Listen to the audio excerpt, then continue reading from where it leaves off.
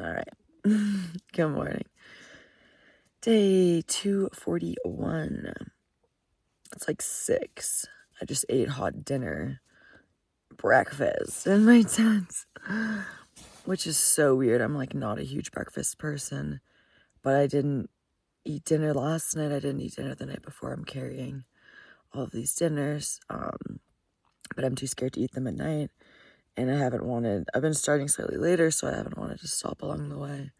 Hoping to be walking by 6:30 today, which would be an hour earlier than yesterday, 2 hours earlier than the day before. And I did so much stuff last night figuring out a route that saves a little bit more time than what I was going to do for like the road walking that would be starting in about a week. I could start things like 3 days sooner, which would be so cool. Yeah, it's freaking dark. Dark as sin. For 6 o'clock, it's pretty crazy how dark it is. So about to finish getting packed up and just start walking. Hoping to do at least 37 today. I have 18 or 19 miles until I get to Chinese Wall. It's been raining on and off since last night and then this morning, so it'd be nice to get some views, but we will see. Okay, this is just one of those thru hiker moments. So I've been on this trail. I have been hiking on this trail. There was no closure. There was nothing written about anything on the other side coming this way until I just got here. And now it's like, oh, apparently the trail I've been on this entire time was closed. But I heard about this for the first time last night because I ran into 2 northbound hikers in the evening and they said, oh, like what's up with this trail being closed? I'm like, what are you talking about? There are no signs or anything indicating it's closed. There's nothing on Far Out because it likely just happened just like a couple days ago. And the one guy was like, oh, there's nothing going on, like it's totally fine. And then the guy I saw yesterday said he backtracked and that he like ran into fire or forestry individuals and that they told him like it's totally fine, stay on trail, blah blah blah. Like the closure's not currently happening anymore. But you would think they would. Oh wow. Okay, I've been trying to remember. We sat here and took lunch. So cute. I got like kind of confused about the route we had taken because I knew we stopped at a cabin, but I didn't think it was the one on the red line. The main point of me saying that is you can literally be hiking on a trail with no fire closures, no markings, no one came out and put any signage up, and then you just all of a sudden pop out at an area that's flagged closed in the direction you just came from. Like, that's actually crazy. And it's like, that would have probably really freaked me out if I hadn't seen those guys last night and had the one guy tell me that he spoke with forestry or whatever, and that they told him, hey, stay on trail, like fire's basically out and the closure's just not happening anymore, but it's flagged closed. All right, been a quiet morning because those first friggin' 16 miles were so annoying. Just the last of that alternate was like a lot of the trail, super overgrown, just like soaking you constantly because it rained last night. But now I'm free, doing like a mile climb, and then you're kind of just up. I'm only like 2 or 3 miles from the Chinese Wall, hoping it clears a bit, but as of right now, weather's better than it was last time I was here. So should be a great rest of the day. Why does it rain? Every single time I come here, I always have bad weather in the bomb. About to be at Chinese Wall, pouring rain. Thank you, umbrella, for keeping me dry. I never get to see anything here. It's messed up. It's so blurry because of the rain. Randy gave me a bunch of these to try. So many of them. And there's some it's like crazy. Like this one has 450 amino acids, some have like 1400. But for flavor alone, caramel macchiato, like I could literally have 15 of these right now. They're so good.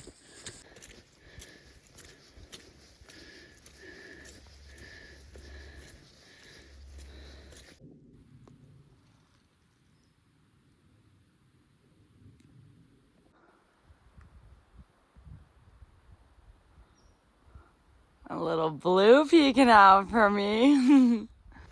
Last time I was here, it's just literally running for my life. It was so cold, soaking wet, windy when you got up top of that mountain pass. And then it was still 20 miles downhill to get to the road into Benchmark. So I think at that point I was like 12 miles into the day. Yeah, just like soaked, knew I couldn't stop moving. Everyone was somewhere behind, but it was so cold that there was a couple times where I stopped in hopes that people would catch up, and they didn't. And then I was just so cold, I'm like, okay, I literally can't do that again. I thought about trying to start a fire somewhere, but it had rained really heavily, so you know, things were wet. And then 9 Lives caught up like hours after this. Like I think I went almost another 10 miles, and then the sun eventually came out, dried my stuff out, and she caught up and we went to town together. It was really a bittersweet memory. I'm curious if I'm gonna catch someone. There are distinct prints ahead of me. The funny thing is, like, I didn't start leaving prints until after it rained, because then the ground got super muddy. So these prints just like literally started like a ghost, because I wasn't really seeing the tracks of this person until it rained. So I've been seeing them for a couple miles, but the rain was a while ago, so I mean they could be a ways ahead. I'll catch them eventually. Currently like 19 miles from Benchmark, which is basically nothing. It's like, I don't know, it's a little building. Maybe you can stay there, not really. It's not anything necessarily worthwhile, but you can pay to send boxes there if you send them like 2 or 3 weeks in advance. I did not do that, so I'm just going to walk on by, continue past to Lincoln, but I would hope to do at least 10 more miles today. So I'll go by Benchmark at some point tomorrow. And tomorrow, like, the terrain looks pretty chill. There'll be some good climbs the following day before getting into Lincoln, but nothing too crazy. Depending on how far I go today and tomorrow's like the last full day of this 5-day outing, because the following day will be slightly shorter. But because I'll go into detail about like this route that I figured out last night, but I'm probably going to start it from 14 miles south of Lincoln, and it'll take me straight through Helena, which is a town you normally have to hitch to, that I was going to bypass just because it's so close to Lincoln. But I would actually be able to walk right through it, which would be cool. So depending on how far I go today and tomorrow, there's a chance that I in and out Lincoln, even though it's like been a minute. I would love to stay, but then I could walk to Helena the next day. Bigger town, way more going on, buy myself time and like feel way better about staying there. We'll see what I do. I definitely like need to go into Lincoln and get food though. Yeah, it would just be one of those moments where like the only benefit would come really from just sleeping on trail. Even if I like went back on trail and only walked for another hour after leaving town, it's like I can wake up early and start walking right away, instead of trying to hitch at like 8 or 9, and then obviously I wouldn't be able to go like 45 or more miles for the day.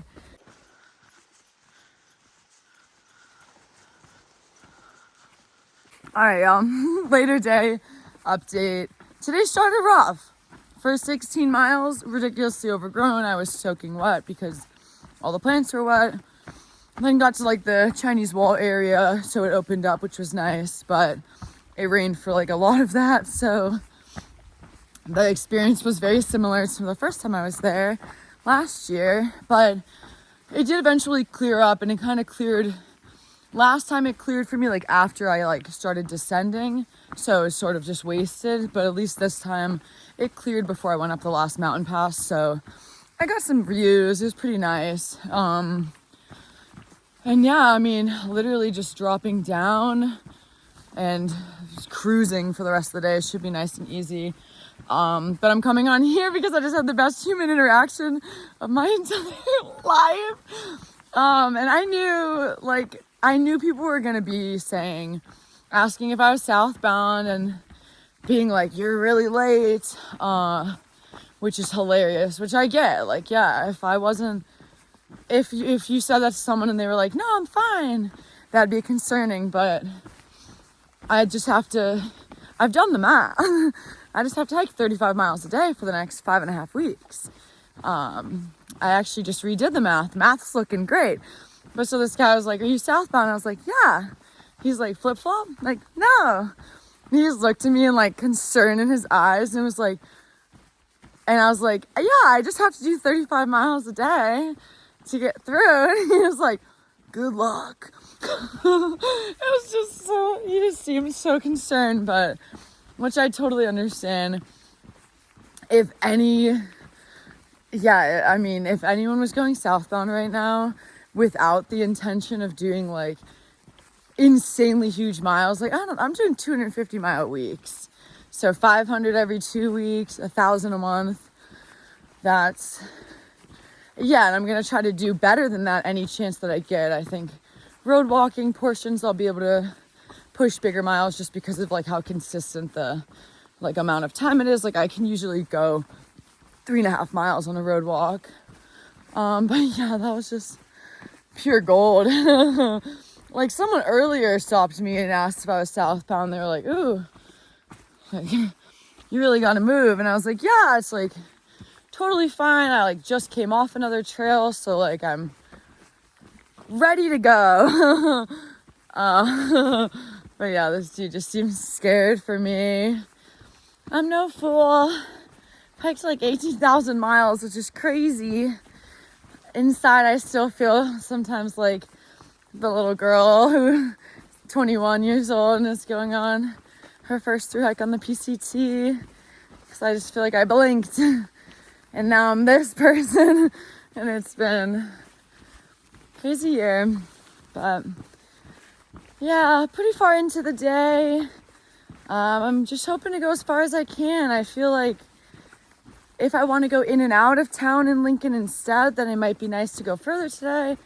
I oddly would feel better about hiking tonight just because the trail's so nice and cruisy.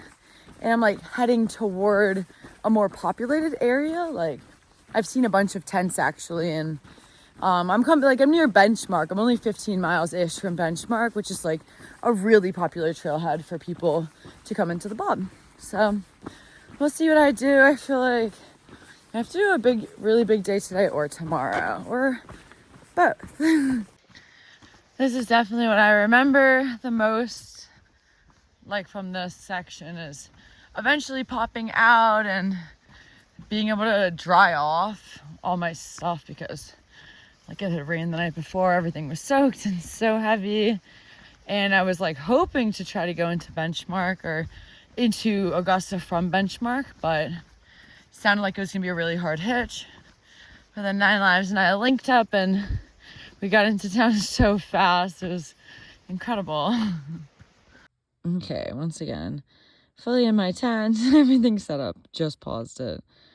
Didn't take 14 hours to do this, but it definitely wasn't a fast day. 37.39. So I hit my mark. I'm literally camped 6 inches from the trail. I just kept walking and couldn't find anything, and I don't know. I mean, it was dark. I don't love hiking out here in the dark, even like singing and listening to music. I just don't feel amazing. But that's a wrap on the day. 37 miles. Good day. Honestly, weather really turned around, thankfully. Now I'm like 10 miles or less from benchmark, so I'm not really going to do anything there. They don't sell anything. I would go if they sold something because I could use the food for sure. And there's like an alternate trail that I took last time, shaves off like 3 miles. I'm going to do that. It's kind of near benchmark. And then tomorrow will be a pretty chill day, I think, like terrain-wise. Not like a crazy amount of elevation gain. And then the following day, hopefully I'll make it as short as I can to get into town so that I can go. The goal would be to go in and out of town. Go in as early as I can, eat a bunch of food, buy food, hike out, and any amount of miles back on trail would be amazing. And then I could stay in Helena the following night on the road walk, which would be so nice. Love Helena. They have a bunch of stuff. I want like sushi or something. It would be so cool. But we'll see.